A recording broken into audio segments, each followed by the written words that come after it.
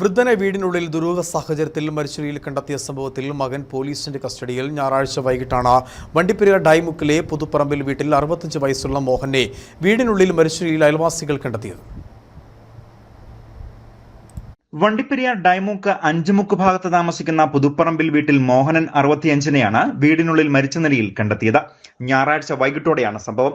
മകൻ വിഷ്ണുവും മോഹനന്റെ ഭാര്യ കുമാരിയും ചേർന്ന് അയൽവാസികളെ ഈ സമയം ഫോണിൽ വിളിച്ച് അച്ഛന് എന്തോ സംഭവിച്ചു, അനക്കമില്ല എന്നാണ് ഇവർ പറഞ്ഞത്. തുടർന്ന് അയൽവാസികൾ അവിടെ എത്തുകയും ചെയ്തു. ഈ സമയം മേസ്തിരിപ്പണി ചെയ്യുന്ന മോഹനൻ വെള്ളമുണ്ടെടുത്താണ് കട്ടിലിൽ മരിച്ച നിലയിൽ ആളുകൾ കാണുന്നത്.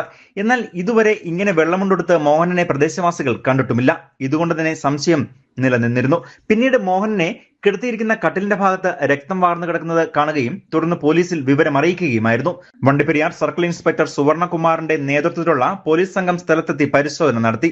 സംഭവത്തിൽ അസ്വാഭാവികത തോന്നിയ പോലീസ് സ്ഥലം ബന്ദോബസ്ത് ചെയ്തു.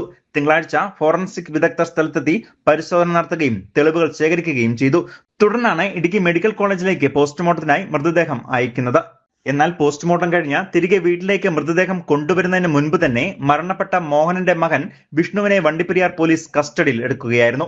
ഇയാൾ കഴിഞ്ഞ 2 ദിവസമായി പൂർണ്ണമായും മദ്യലഹരിയിലാണ്. അതുകൊണ്ട് തന്നെ വിവരങ്ങൾ ചോദിച്ചറിയാൻ കഴിയാത്ത സ്ഥിതിയാണ് എന്നും കൂടുതലായ ചോദ്യം ചെയ്യലിന് ശേഷം മാത്രമേ മരണകാരണം ഉൾപ്പെടെ വ്യക്തമാവുകയുള്ളൂ. ഇതിനിടയിൽ പോസ്റ്റ്മോർട്ടം റിപ്പോർട്ടും വരേണ്ടതുണ്ട്.